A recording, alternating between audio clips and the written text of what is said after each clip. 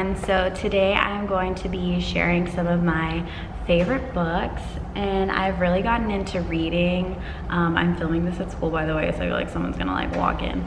But I have really gotten into reading in the last couple of years since I've come to college, and it's because I've realized that I love reading nonfiction so much more over like fiction books.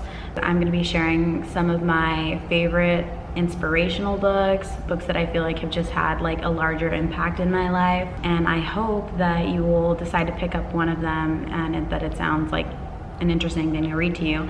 So let's start. I've divided this out into sections. I've written like a little synopsis for every single book that I have written down, so I'll just jump off of speaking about that book after I read the synopsis.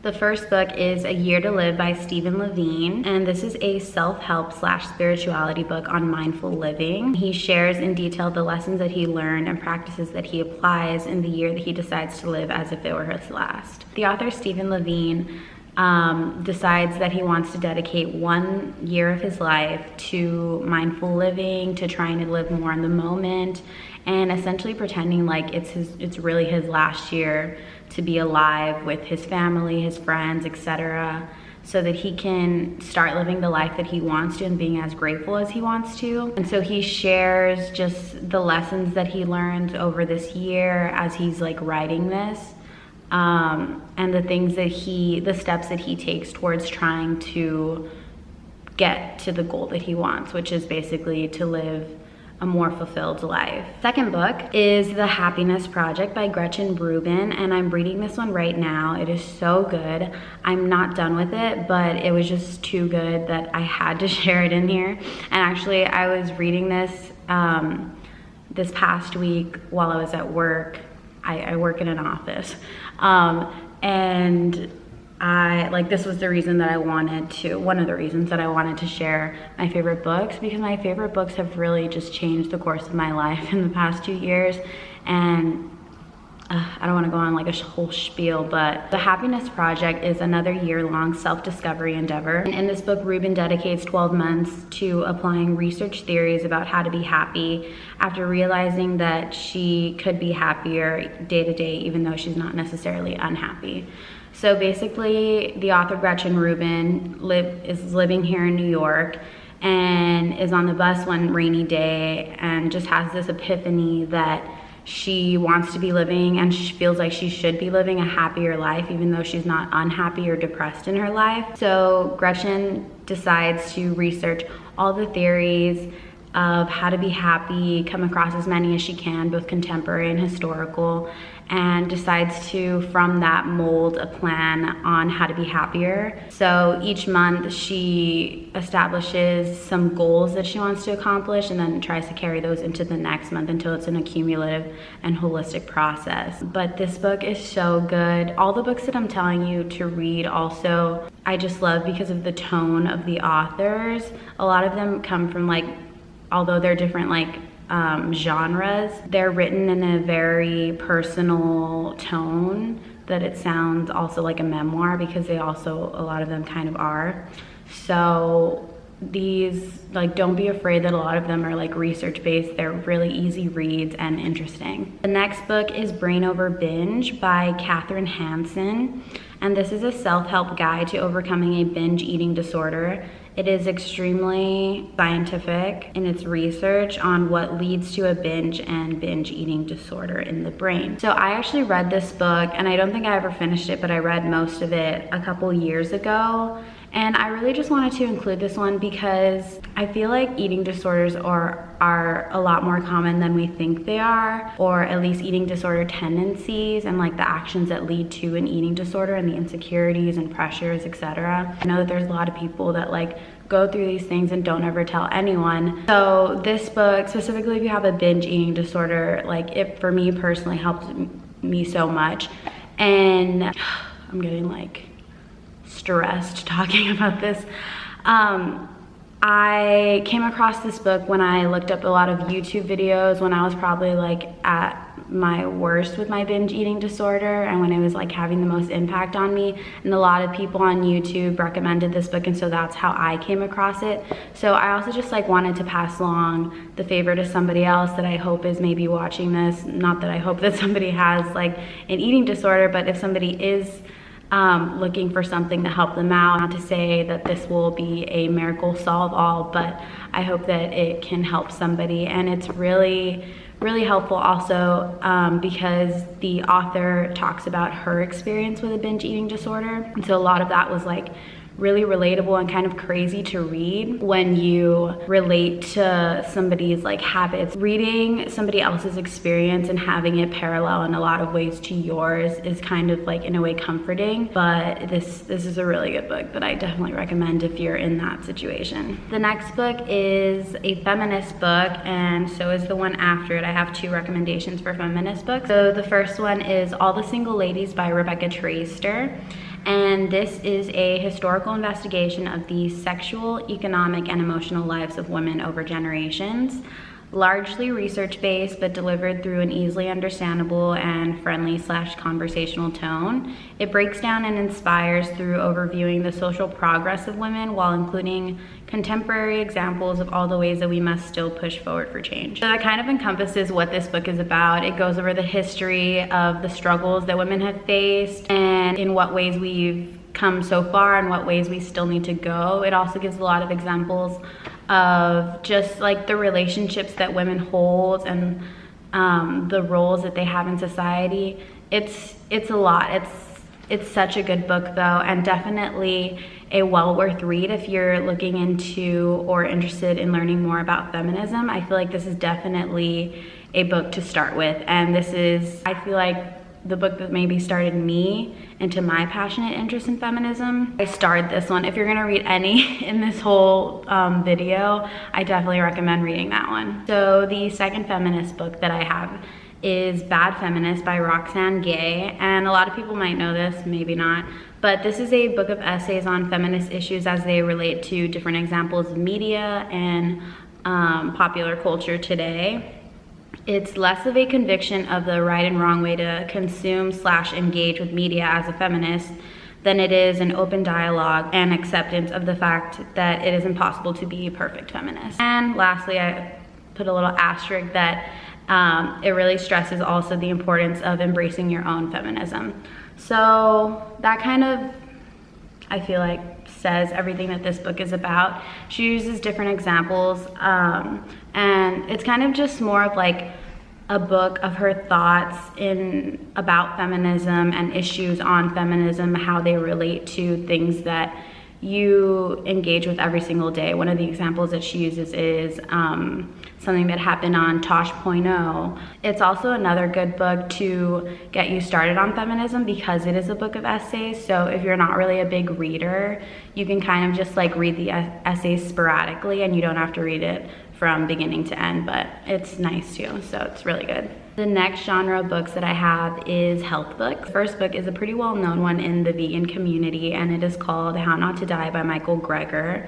And it is a scientific evidence-based guide on helping to treat the top 15 leading causes of death in the US through following a whole foods plant-based diet. Each chapter is dedicated to a separate cause, plus an eating guide and recipes in part 2. The book's separated into 2 parts. So this book is really, I feel like, essential for everyone to read. You don't have to be vegan, and it doesn't push veganism. It basically, I love the delivery of the information because Dr. Greger delivers the information in a way that's so matter of fact and acknowledges that he can't change the way that you eat, only you can do that. So either way, one of the things that he also stresses is that even if you're not going to cut out meat and dairy or eggs from your diet, that you even just eating more plant foods is already in a positive direction. Also, it's really helpful that each chapter is separate in its dedication to one simple cause like diabetes or heart disease, so that you can, if you're struggling with one of these things, just kind of reference it to see maybe what steps can just even help you a little bit in progressing towards bettering yourself. So definitely an important book. And so is the next one that I'm going to share. This second book, The China Study by T. Colin Campbell, I read before I read How Not to Die. And this one is like probably one of the most important books that started off these kind of health books based on like the importance of whole foods, plant-based eating. The China Study is one of the most comprehensive research studies ever done on the relation between health and diet. Basically, what the authors of this book did was look at how here in Western society, there's a lot more disease than there is in China and a lot of other countries that don't eat as much processed food or even just like animal products. And so it's a really interesting read and very insightful read. All of the research is laid out for you. It's referenced. This one is a really good book to read if you are interested in bettering your health. But I will say that the China Study is definitely a more complex read than How Not to Die. So I've read both, but if you feel like you'll probably get bored by the China Study, then I definitely recommend to at least read How Not to Die. The second to last book that I'll be recommending is Girl Boss by Sophia Amoruso. Sophia Amoruso is the founder and CEO of her own fashion company, Nasty Gal, if you know it. And she basically, in Girl Boss, goes over a lot of the life lessons and entrepreneurial lessons that she learned as she was building her brand. And it's really an interesting read because she includes a lot of quotes that just like inspired her success throughout her career, as well as what led to her career, which wasn't always like an ongoing uphill journey. Like there was struggles, but it's just like a funny, lighthearted, and also like really inspiring read that I recommend for anyone. This is a really good book to read when you're feeling kind of unmotivated, career-wise, life-wise. A lot of the books that I'm recommending are, apart from like the health ones, but this one's really good to kind of get you out of a funk and make you feel like you can do anything. The next book is It's What I Do by Lynsey Addario, and this one is definitely a memoir. It is about this war photojournalist and her experiences documenting some of the most horrific things going on in other parts of the world. I don't know, this book is so enlightening and eye-opening about how oblivious we really can be to the world's issues. This book is just one of my favorite also because, I mean, these are all my favorites, right? But it's one of my favorites because it's not something I would normally read, but also is very important, I feel like, to read and realize how, to what scale we all lead such different lives, and kind of, I don't know, I can't say anything more than it's really eye-opening and important to read and realize how blessed a lot of us are. I definitely recommend, if you want to push yourself to read something out of your comfort zone or that you wouldn't normally pick up, but that you know will be a worthwhile read, definitely pick up It's What I Do by Lynsey Addario. And her work is included in the book, some of it, not all of it, but her website's really good, so I'll link that below. But a lot of her photos are included in the book, so alongside the memoir, it's really good to kind of connect the two and see